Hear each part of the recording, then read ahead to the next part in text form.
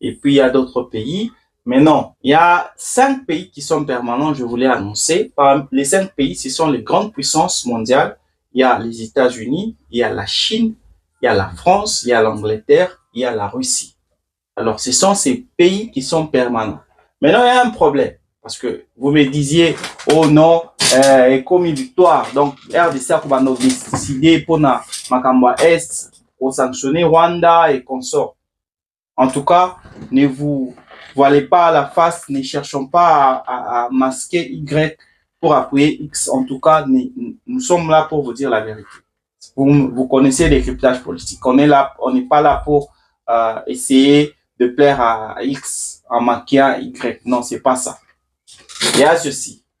Dans ce Conseil de sécurité des Nations Unies, il y a ce qu'on appelle le droit de veto. Le droit de veto ne revient qu'aux 5 pays, membres permanents, c'est-à-dire les 5 grandes puissances que j'ai citées, la Chine, la France, les États-Unis, la Russie et l'Angleterre.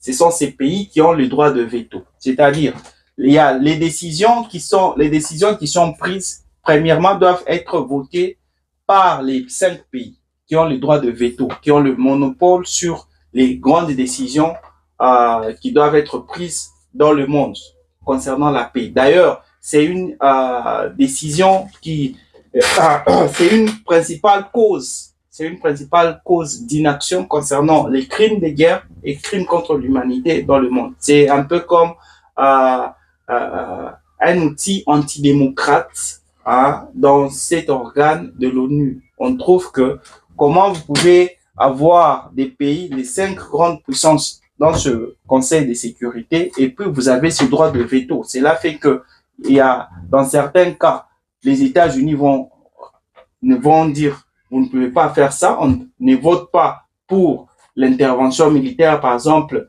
en Colombie ou par exemple en Ukraine. La Russie trouve que les États-Unis ne doivent pas intervenir, par exemple, en Ukraine. La Chine trouve que, par exemple, vous ne pouvez pas intervenir en RDC parce que la Chine sait qu'elle est là-bas. Alors, si un seul pays, des 5 pays membres,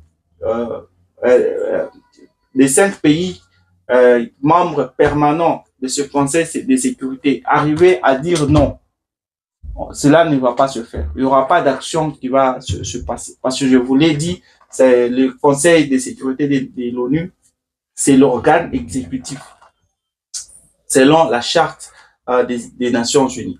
Donc, vous comprenez que la RDC